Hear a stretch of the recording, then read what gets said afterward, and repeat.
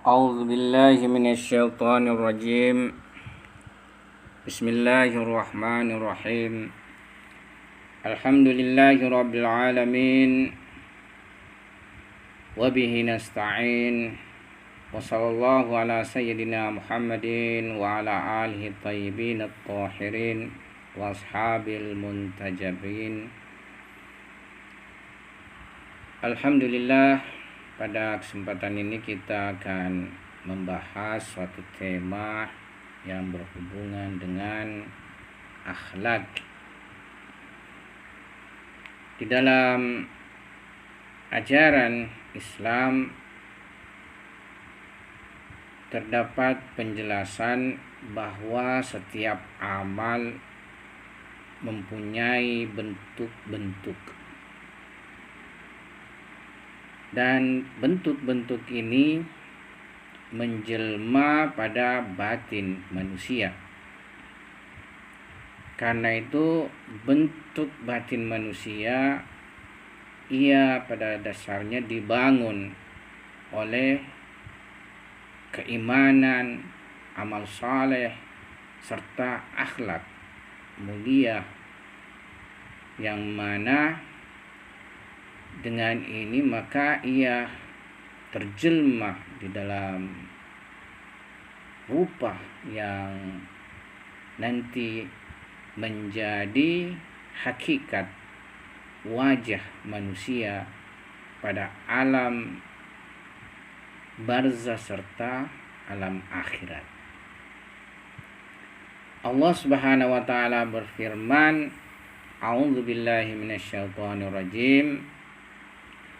Qul kullu ya'malu ala syakilatah. Qul kullu ya'malu ala syakilatih. Farabbukum a'lamu biman huwa ahda sabila. Katakanlah Muhammad, setiap orang berbuat sesuai dengan pembawaannya masing-masing, maka Tuhanmu lebih mengetahui siapa yang lebih benar jalannya, siapa yang lebih mendapatkan petunjuk jalannya. Syakilah secara bahasa bermakna bentuk dan model. Akan tetapi makna syakilah di ayat ini maksudnya akhlak, karakter, dan pembawaan dasar manusia. Pada awalnya, akhlak dan karakter pada diri setiap orang hanyalah dalam bentuk potensi, belum dalam bentuk aktual atau nyata. Sebagaimana Allah Subhanahu wa taala isyaratkan, wa nafsi wa ma sawwaha fa'alhamaha fujuraha wa taqwaha, dan demi jiwa dan penyempurnaannya maka kami ilhamkan pada jiwa fujur dan ketakwaan. Jadi pada dasarnya setiap manusia mempunyai potensi kepada fujur serta potensi kepada ketakwaan. Tapi tentunya ini belum dalam bentuk nyata serta aktual. Nanti keimanan, amal saleh serta akhlaknya lah yang akan membentuk keaktualan semuanya ini. Dan ayat berikutnya, kada aflaha man zakkaha wa kada khaba man dassaha. Sungguh beruntunglah orang yang menyucikannya, dan sungguh merugilah orang yang mengotorinya. Nah, di sini kita lihat bahwasanya manusia yang melakukan penyucian, demikian juga manusia yang melakukan pengotoran terhadap nafsnya. Jadi pada hakikatnya nafs ini dibangun oleh manusia sendiri, bukan ia secara determinasi ditentukan oleh Allah Subhanahu wa taala, bukan sesuatu yang terbentuk secara demikian dari Tuhan. Seperti kita punya rupa, wajah, bentuk ketika awal lahir itu kita tidak menginginkannya, tidak ada faktor keinginan dan ikhtiar kita. Tapi rupa batin ini kita sendiri yang membangunnya, kita sendiri yang membentuknya. Oleh karena itu manusialah yang membentuk dirinya sesuai dengan potensi-potensi yang ada, yang kemudian menemukan keaktualan dan kenyataan pada jiwanya. Oleh karena itu manusia ketika mati nanti ia akan didatangi bentuk dan wajah hasil amal, ibadah, akhlak dan spiritualnya di alam barzah. Dimensi batin ibadah salatnya akan berbentuk wajah dan cahaya yang mempesona dan akan berada di sisi kanannya, yakni salat yang dikerjakan dengan penuh perhatian tentang nilai pentingnya berkomunikasi dengan Tuhan, yang dikerjakan dengan khudu dan khusyuk, maka salat ini akan mengangkat derajat dan martabatnya di sisi Allah Subhanahu wa taala. Amal zakat juga mempunyai dimensi batin yang akan menemani dan mendampingi seorang hamba di alam barzah. Ibadah zakat ini tidak hanya terbatas pada zakat harta, tetapi seluruh nikmat yang dikaruniakan Tuhan kepada manusia masing-masing mempunyai bentuk zakatnya. Diriwayatkan bahwa zakatnya ilmu adalah mengajarkannya, zakatnya harta adalah menginfakkannya, zakatnya kecantikan adalah menjaga kesucian tubuhnya, dan zakatnya keberanian adalah berjihad di jalan Allah Subhanahu wa taala. Hamba yang dikarunia ilmu mesti mengajarkannya kepada yang lain, sehingga mereka mendapatkan pencerahan akal untuk membedakan yang benar dan salah, hak dan batil, halal dan haram, berkhidmat pada kemanusiaan dan akhlak serta perbuatan mulia lainnya. Apabila dikarunia harta, berinfaklah di jalan Tuhan dan bantulah orang-orang fakir dan miskin. Jika dikaruniai kecantikan, mesti menjaga kesuciannya dan jangan sampai lalai dalam menjaganya sehingga menjatuhkan dirinya dan orang lain pada keburukan. Bagi yang diberikan nikmat keberanian, mesti lebih banyak hadir dalam peperangan membela kemuliaan agama Tuhan. Dia harus lebih bertanggung jawab untuk membela dan berjuang di jalan agama. Semua ini adalah zakat yang jika ditunaikan dengan baik akan berubah di alam barzah menjadi cahaya yang dibangkitkan bersama mukmin yang menegakkannya.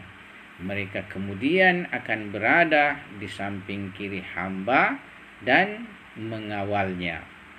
Nah, tadi kita juga sudah isyaratkan tentang salat. Tentu salat lebih utama dibanding ibadah-ibadah yang lainnya. Oleh karena itu, seseorang tidak boleh menggampang-gampangkan dan meringan-ringankan salat.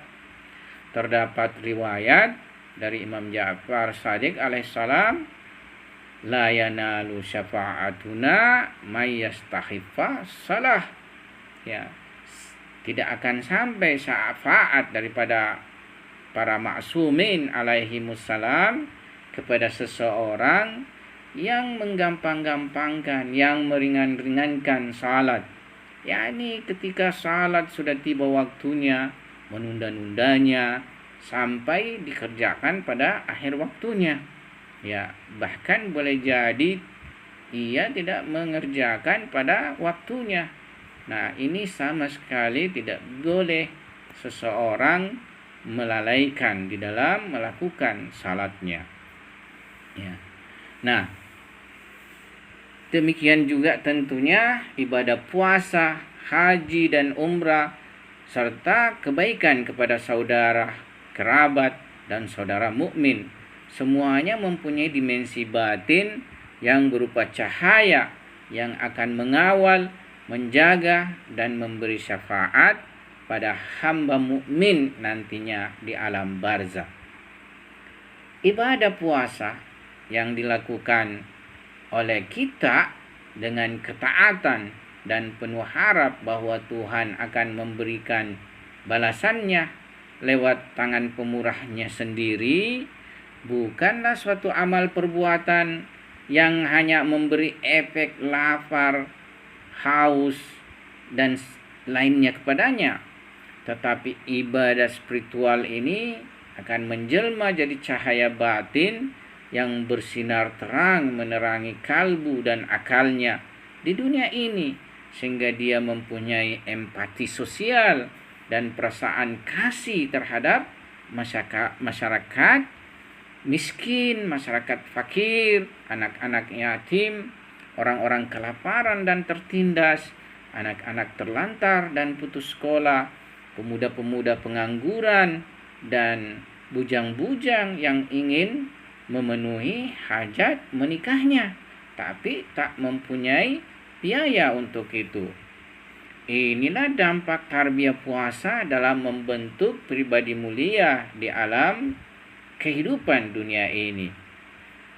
Nah, apalagi di alam barzah kelak, dimensi batin ibadah spiritual ini tentunya akan membahagiakan dan menggembirakan pemiliknya dengan berbagai kenikmatan berupa ketentraman, ketenangan, kecerahan, dan juga terutama keamanan dari azab siksa ilahi.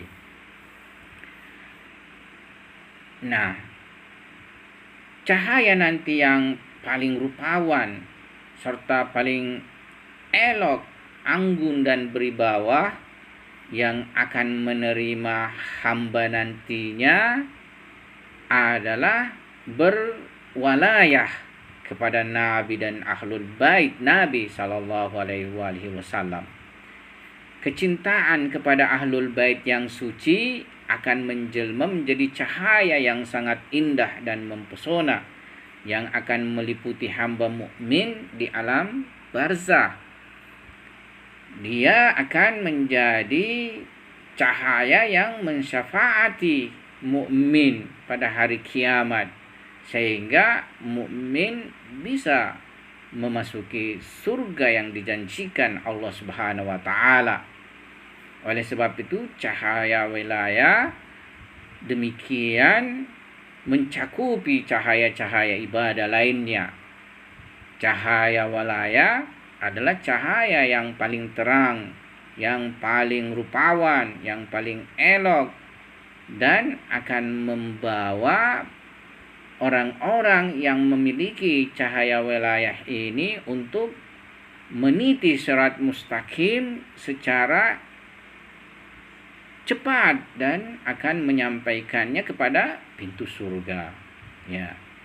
Jadi inilah dimensi batin atas kecintaan dan walayah terhadap Nabi dan Ahlul Bait suci Nabi sallallahu alaihi wasallam. Suatu hari seseorang meminta nasihat dari Amirul Mukminin Ali alaihissalam di siang hari yang terik dan sangat panas, seraya berkata, "Nasihatilah aku." Imam Ali alaihissalam berkata padanya, engkau telah menghadiri majelis-majelis kami dan mendengarkan ucapan-ucapan kami. Maka apa manfaatnya mendengarkan nasihat pada waktu yang panas seperti ini? Ia berkata, saya tidak akan meninggalkanmu sampai aku mendengarkan nasihat darimu. Imam Ali alaihissalam berkata, engkau bersama orang-orang yang engkau cintai. Dari perkataan imam tersebut dapat ditarik suatu konklusi bahwasanya manusia kelak akan dibangkitkan dengan apa yang dicintainya, akan dibangkitkan dengan orang yang dicintainya. Maka sekarang mari kita lihat diri kita. Apa dan siapa yang telah mengisi penuh hati kita? Siapa dan apa yang dicintai hati kita? Jika hati kita telah mencintai para nabi alaihissalam, para imam suci alaihissalam, dan wali-wali Tuhan, yaitu kecintaan dan walaya yang dibarengi dengan sikap menjadikan mereka uswah dan suri teladan dalam seluruh aspek kehidupan, baik itu individu maupun sosial, maka niscaya hati kita telah diliputi dan tersinari dimensi-dimensi maknawi dan akan dibangkitkan kelak bersama mereka. Sekarang, jika aktivitas spiritual dan ibadah ini mempunyai dimensi batin berupa cahaya-cahaya, bagaimana dengan batin dari dosa dan kemaksiatan? Tentu saja batin dari dosa dan kemaksiatan sangat menakutkan, sangat mengerikan bagi pemiliknya. Betapa tidak, ia akan berupa api dan membakar serta menghanguskannya. Orang yang makan harta anak yatim secara batil, harta riba, harta sogokan, harta hasil curian, dan harta korupsi, serta harta dari jalan dan cara haram lainnya, pada hakikatnya yang dimakan itu tidak lain adalah api yang akan disaksikannya kelak di alam barzakh, dan terlebih tentunya akan menyiksanya di alam akhirat. Nabi SAW dan para imam suci alaihissalam niscaya menyaksikan seluruh aspek dan dimensi batin dosa-dosa dan maksiat ini. Dia menyaksikan pada diri manusia yang terlumuri dan terkotori oleh dosa-dosa dan maksiat demikian.